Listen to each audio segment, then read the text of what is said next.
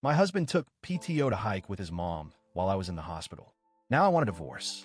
I'm 29F, and I recently had a surgery that should have been a straightforward recovery.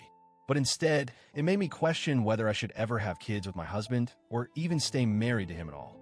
My husband, 30M, is from the West Coast. We live on the East Coast, where we met after college. His mother still lives out west, and during the first 2 years of our relationship, she visited 3 to 4 times a year. Every time, my husband would take PTO from work just to entertain her. Think, day trips, long dinners, being her personal tour guide. At one point, I asked him, "When are we going to use your PTO to take a vacation for us?" He agreed it was a problem. We planned a trip to Europe for 2023 and agreed he wouldn't use time off just to host mommy anymore. But even after that, when she visited, I worked from home 4 days a week, and she'd just sulk around the house all day like a bored teenager. The second my husband walked in the door, smiles, laughter, full attention, like flipping a switch. We moved to a new state, closer to my family. I got a new doctor who finally recommended me for a surgery that my old doc kept putting off. It wasn't high risk, but it would drastically improve my quality of life. And just like clockwork, my Emile decided it was time to visit. She said she wanted to help around the house while I recovered. I was skeptical, but my husband and I agreed this wasn't a sightseeing visit. Her role was to help, cook, clean, manage small things around the house so I could rest. He promised she understood that. Wednesday, my husband dropped me off at the hospital. Plan was 1 night in recovery, discharge Thursday.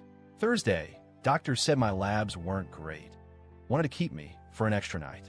I called my husband, told him the update, and expected he'd visit. He didn't. Friday, I was cleared for discharge and called him to come get me. Straight to voicemail. Tried again, and again, nothing. Eventually, I called my sister. She left work early, shout out to her amazing boss, drove 90 minutes to pick me up. When we got to the house, I broke down. Laundry was everywhere, dirty dishes in the sink. The litter box hadn't been cleaned in days. It was disgusting. My sister packed a bag for me and took me home with her. Friday night, my husband finally called. He sounded confused. The hospital said you were already discharged. Where are you? I told him, with my sister. Recovering somewhere that doesn't smell like old takeout. Why hadn't he answered my calls? He was on a hike. With his mom. No cell service. So yeah, he took PTO again to hang out with his mom. The same PTO we agreed was supposed to be for us, and abandoned me after surgery. I told him I wouldn't return home until the house was clean and his mother was gone. He said I was overreacting, that his mom just wanted to explore our new city, and that I was stuck in the hospital anyway. No apology, just excuses. Update 1, later that weekend. Thanks to everyone for your support. Honestly, I didn't think I'd get this much clarity from strangers on the internet, but here we are. I had long talks with my sister and my best friend. Both said what I was afraid to admit. This isn't new. This is a pattern. I've been putting up with it for too long. I texted my husband. I'll be staying with my sister until we have a serious conversation. Therapy is on the table, but only if he's willing to do the work. His response? Silence. For almost a full day, Emile eventually flew home. She didn't help around the house at all. Just had herself another vacation. Update 2, midweek. Husband finally called. And oh boy, still so defensive. I didn't know the surgery was that serious. I thought you'd want space. I didn't think you'd be this upset. I asked him, do you think what you did was acceptable while your wife was in a hospital bed? He went quiet. I told him until I see real change, I'm not moving back in. I've also started therapy. And I called a lawyer, not to threaten him, but to educate myself. I need to know my options. Update 3, 1 week later. The lawyer was incredibly helpful.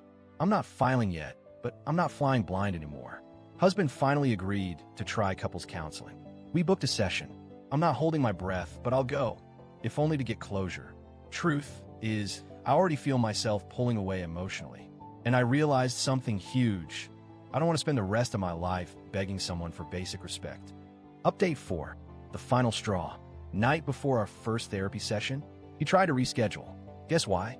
His mom won a long FaceTime call. Yep, again with the mom. I told him, I'll be at that session, with or without you. He said he'd try to make it. At this point, I'm already done. The therapy session isn't for fixing the marriage. It's for giving myself permission to let go. Final update, 2 weeks later. We did the therapy session. He showed up late, barely participated. The therapist asked him, what did your wife need from you during surgery?